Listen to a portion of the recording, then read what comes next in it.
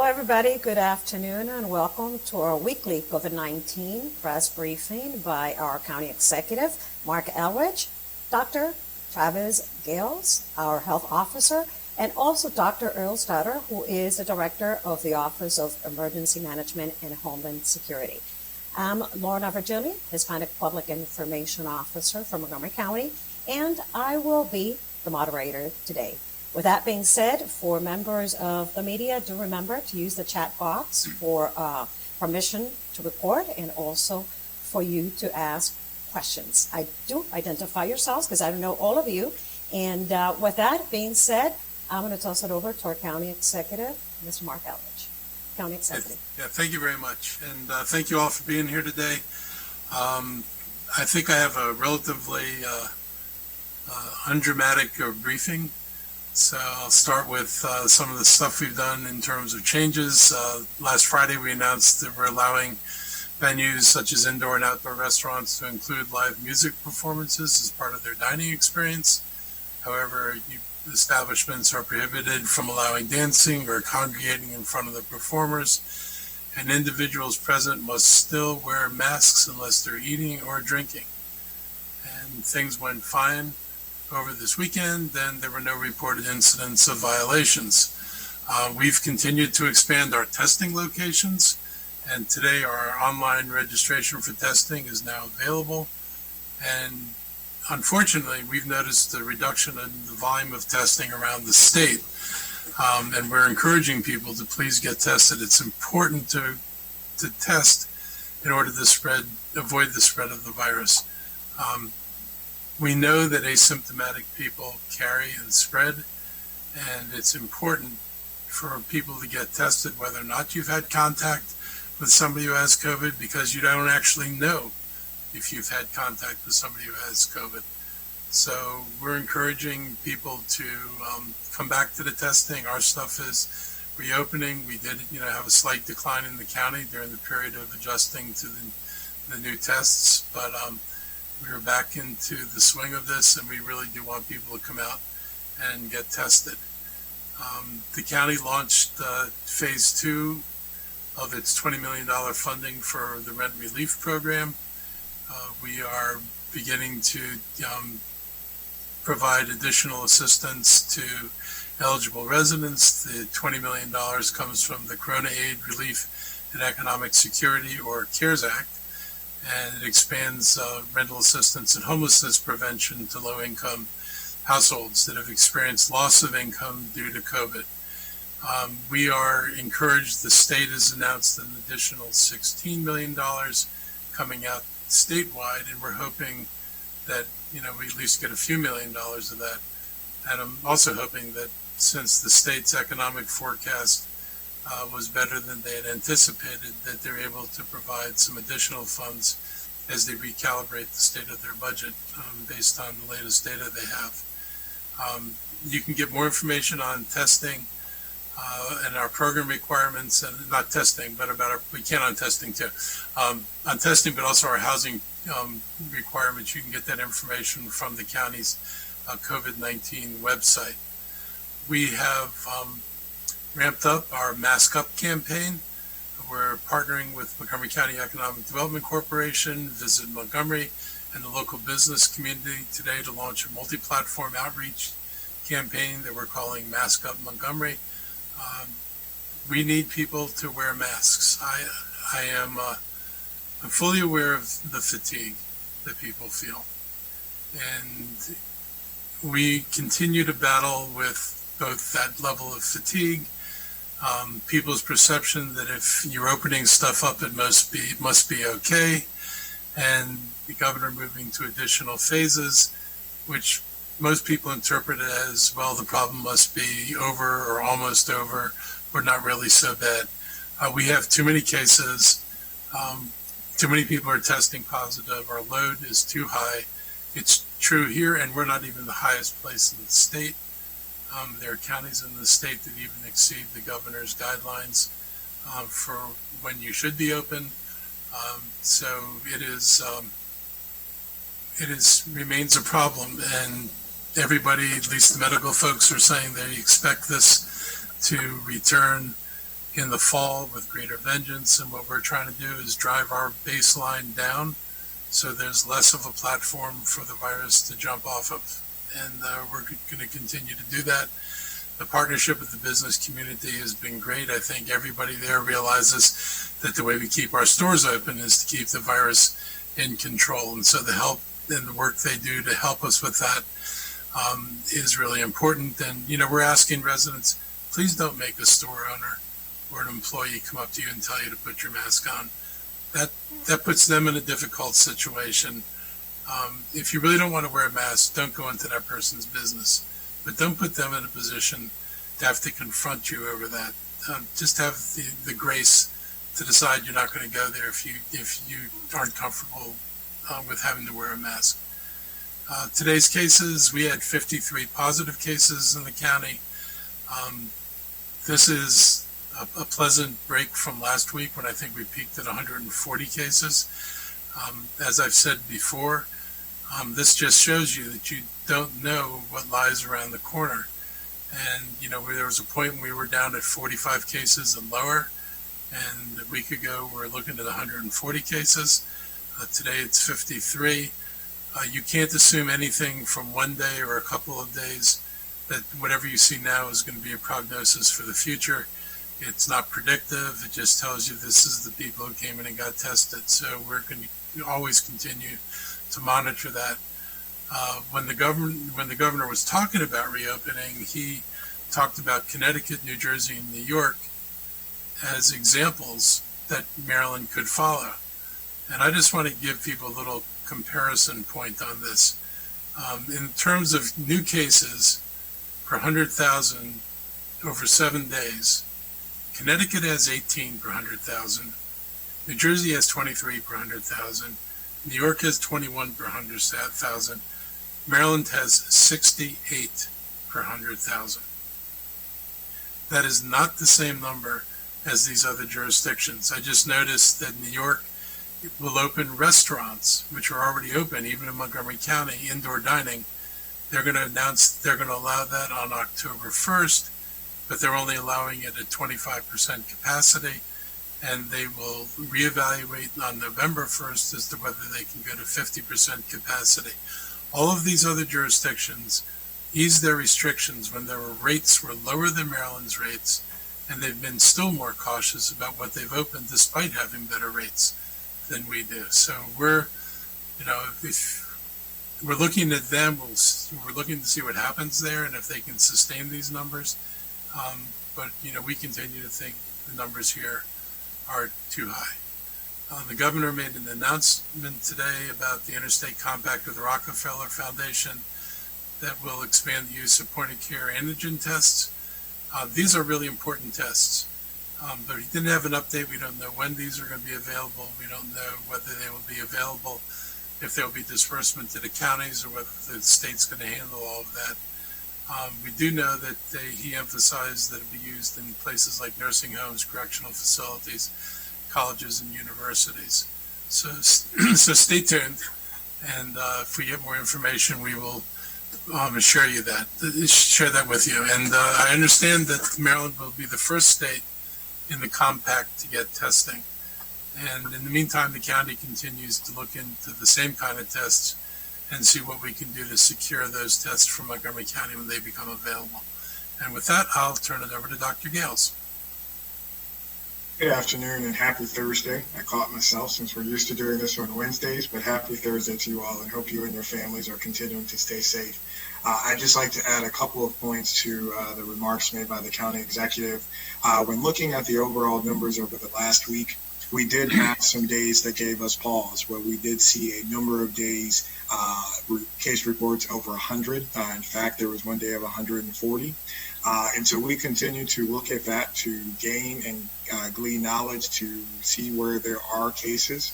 The challenge is that there is just widespread community transmission, and it makes it a little bit more challenging to isolate and identify spaces that may be causing upticks and outbreaks. Now, that said, we do continue to, when we have identified those places, we conduct our contact investigations to find out more information. And at this point, we have a number of ongoing investigations that do involve churches, some schools, a correctional facility with a case, as well as we recently had a number of cases associated with one of our homeless shelters. So we continue to follow the trend and follow the numbers to guide where we're going. And as the county executive mentioned, across the state, in fact, we over the last week, we've seen increases in test positivity rates, as well as cases per 100,000 for the state overall, as well as many of the respective jurisdictions. Now, the other point that he mentioned is that we have seen this in the setting of decreased testing, and we are continuing. We've talked about this for a number of weeks now, where we have seen multiple days where we've seen low test reporting volume. And while we continue to ramp up our volume, which I'll talk about in a second, for example, yesterday there were only slightly over 9,000 tests resulted for the entire state of Maryland. So we're continuing to work with our colleagues across the state and our colleagues at MDH to figure out ways to break through testing fatigue and ensure that we have removed as many obstacles and barriers to testing as we can. As you know, the county apparatus is back up and running. As the county executive mentioned, our online scheduling system is back up, and so folks can register for their appointments as they did before. And in fact, yesterday on our testing day with a couple of different sites, we tested just shy of 800 individuals. And today we have a couple of sites live, including the Silver Spring Civic Center, where folks can get tested. So we're hopeful our numbers will continue to rise. We are also hopeful that the percentage and the number of tests done by the healthcare enterprise will continue to increase as well, particularly for those individuals who aren't demonstrating symptoms. Now, one number I do want to highlight, and if I get my tech skills right, this will be okay, is when we break down the testing numbers where we've talked about, one of the points that I have highlighted over the last several weeks is that we are seeing a higher percentage of new cases in the younger age groups, particularly those under the age of 30. And we have been highlighting and talking about those within the 0 to 19-year-old age group because, as we've seen, college campuses are reopening and experiencing cases, as well as our schools are reopening. And so it's important to keep track of that number. So I just want to share a graphic with you that underscores and demonstrates how we have moved in terms of the percentage of cases. So when you look at the graph here shows the 7-day average of the percentage of new confirmed cases in the age group of 0 to 19 years old. And so as you can see over time, in the beginning, this was heavily a disease that was impacting older populations. But as time has moved forward, you have seen an increasing trend. And as of yesterday, the 0 to 19-year-old age group for the state is approximately 25% of confirmed new cases, and the percentages here in Montgomery County mirror the averages of the state system.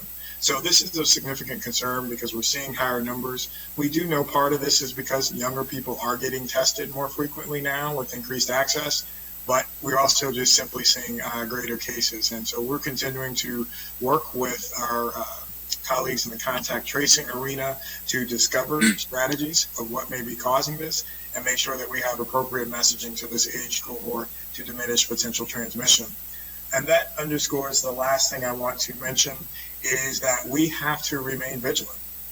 This is continuing to be a long haul, and we have a long way to go, but we've got to have people continuing to wear their face coverings, limit their exposure to individuals from outside of their households, minimize physical contact, and continue to do follow other public health guidance to minimize transmission. And the last thing is get your flu shots. Happy to answer any questions you all may have. Thank you, Dr. Gales. And for members of the media, do remember to use the chat so that we can move on to the portion of the questions and answers right after Dr. Earl Stoddard. Some remarks, please. Good afternoon. I only have a few comments so we can get to the questions. I know we're running a little bit later. First off, with elections, we continue to work on our election preparations. Our election task force will meet again this afternoon after this call for about 3 hours to discuss all kinds of things related to how we ensure that both our mail-in and in-person elections go as smoothly and safely for all involved as possible. Over the last week, we've been able to ramp up through inclusion of our Department of Recreation staff into the Board of Elections ballot application processing. Last week, we were averaging about 5,000 ballot applications a day. We had 10,000 ballot applications processed yesterday, so we've ramped up considerably. We know the state is coming online with their system to allow for those to be processed as well, so we're getting through them as quickly as we possibly can. We continue to work with our faith community as well to look at how we can modify our accommodations for houses of worship. We had a meeting yesterday with a multi-faith group of leaders to talk about exactly how we can modify our existing rules to be a more reasonable for a broader array of the faith community, as well as how we can look at possible expansion of certain capacities in that arena. We're going to have some additional follow-up conversations, but I believe that yesterday's conversation was it went well and it was well received, and we're very receptive to what they have to their concerns, and we're going to move forward with some additional planning with them to see if we can make some changes in that arena.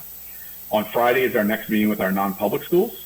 Friday afternoon, we're going to do another webinar essentially with Dr. Gales and I to talk through with some additional considerations from the state guidance, as well as provide feedback on, anything that they have questions on. We're going to answer those questions and try and address as many things as we possibly can. This is going to be part of an ongoing series that we have with the non-public schools as we committed to back in July. And then the last but not least, enforcement update. So we continue to do enforcement, obviously, particularly as it relates to complaints that we receive. We also do some prospective work on the weekends, particularly as it relates to our late night restaurants and bar scene, because we've seen that be an area of some challenge. Last weekend, I think it was Saturday night, we visited 21 businesses. We did issue one citation, but it was actually for a non-COVID related permitting issue, so it had nothing to do with the COVID regulations.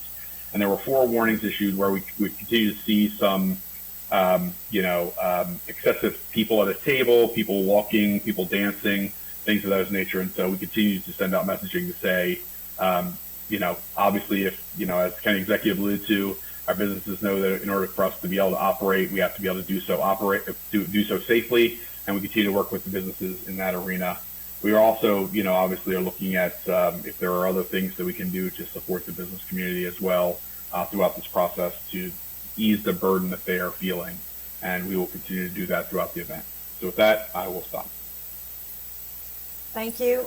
We have the first question coming from Amy Cho from NBC4. Amy, would you like to pose the question, or do you want me to read it from the chat?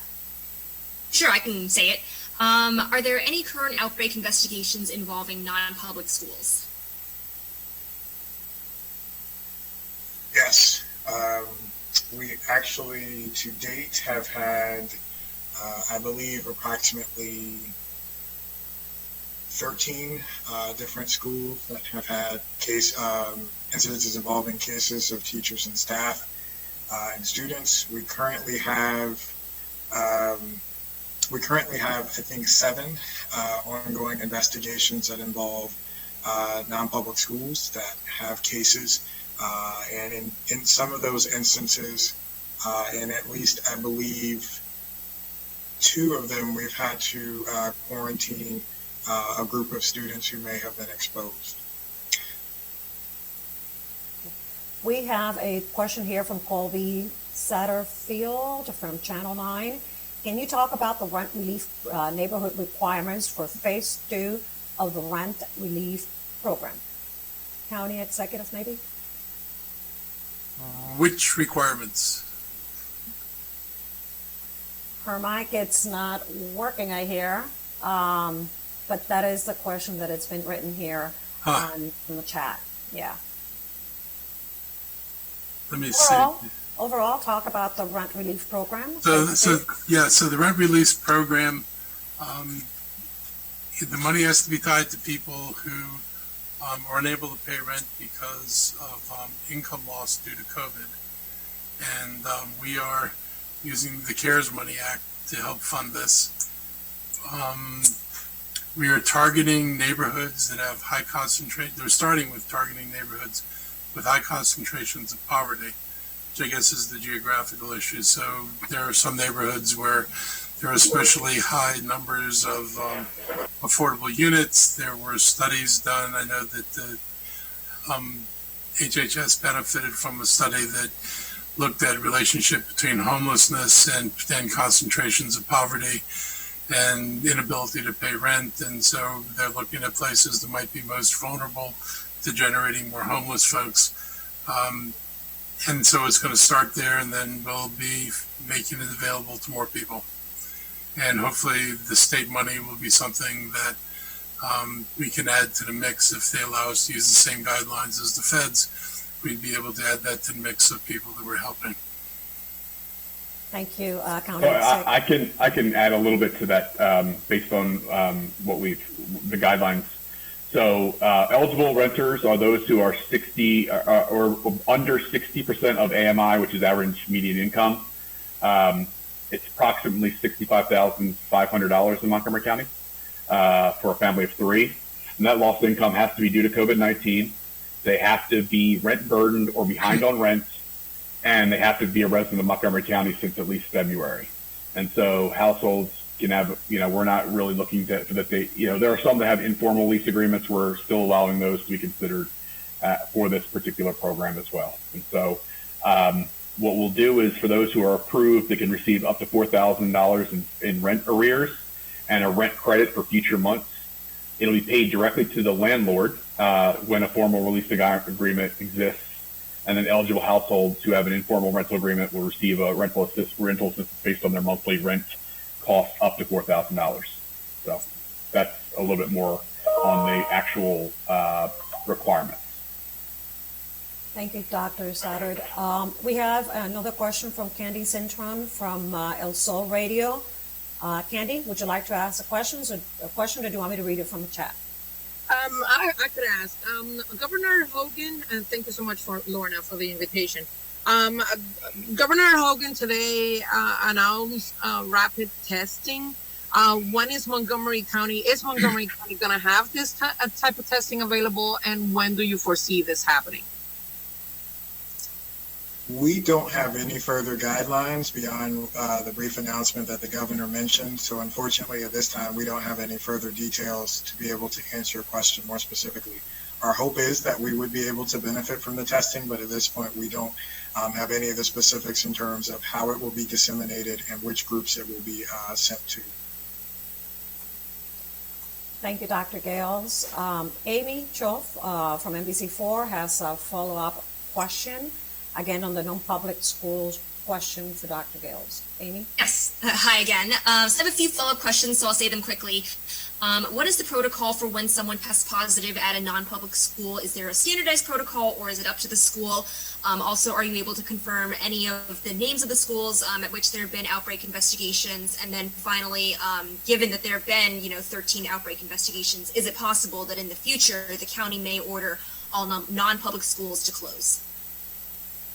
Well, the first, your second question, actually, I'll answer first is, due to privacy concerns and particularly the ongoing nature of some of the investigations, I'm not able to disclose the names of the schools at this time.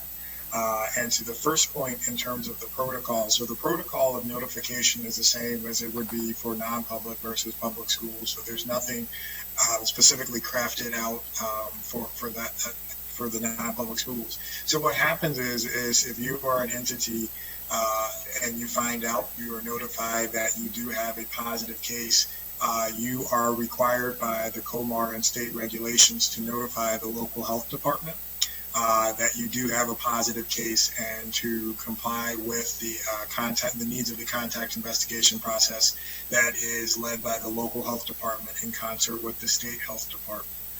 So that is the expectation. If a school, non-public or public, do find out about a case, it's their responsibility and requirement to report that as soon as possible to the local health department. Now, once that is done, there are a number of steps that happen. And as in any situation where there's a positive test, there is a thorough contact investigation that happens where their questions are asked in terms of who the case has been around, how long have they been around them, to assess and get a sense of what other individuals may have come into contact with that case and are deemed to be high-risk exposures. Because then that process determines who needs to be quarantined and also, provide them with further guidance to mitigate any potential transmission to others who they may come into contact with. Now, one of the great things is we have with increased testing access now is we have the ability for folks to get tested after they have been identified as an exposed individual to a known positive case. And again, we do work in the instances where we have had the known outbreak cases and investigating in school settings as well as others. The schools have been compliant with providing us the necessary information to be able to complete the investigation process. Now, to your third point, in terms of an overall statement, based upon the governor's and the secretary's orders, we are, treating each of the schools individually. And as we would do in any instance where there is a business that is involved with the case, we would complete the investigation process to determine the full scope of actions needed to be taken, such as closing a classroom, cleaning a building, or closing an entire school for the time needed for full quarantine and isolation time period. All of those types of steps are determined by what is found during the contact investigation process. Thank you, Dr. Gales. We actually have here a question from a county resident, Bona Heaton. And is there a planned information for distribution of a vaccine when one is available? Number one, and a follow-up to that, how will you determine a vaccine is ready for distribution? Will you rely on the CDC, FDA, or other guidance? Well, in terms of the dissemination of a vaccine, that is a process that we have been working on for some time now. So we actually, as part of the public health enterprise, we have a team that oversees we have an immunization program.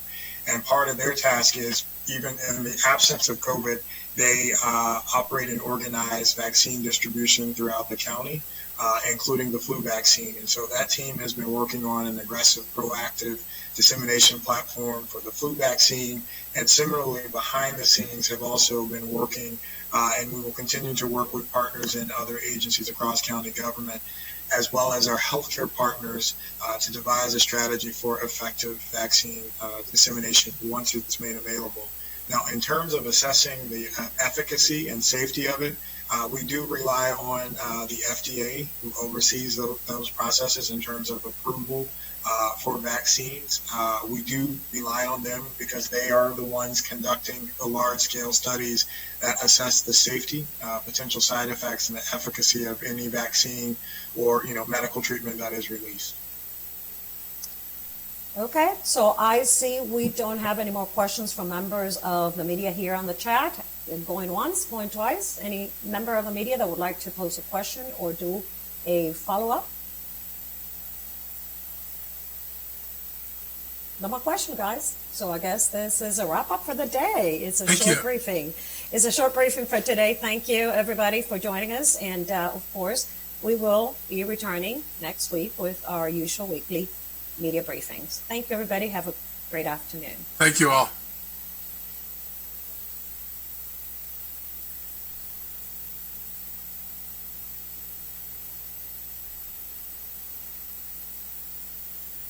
Is here in the lobby.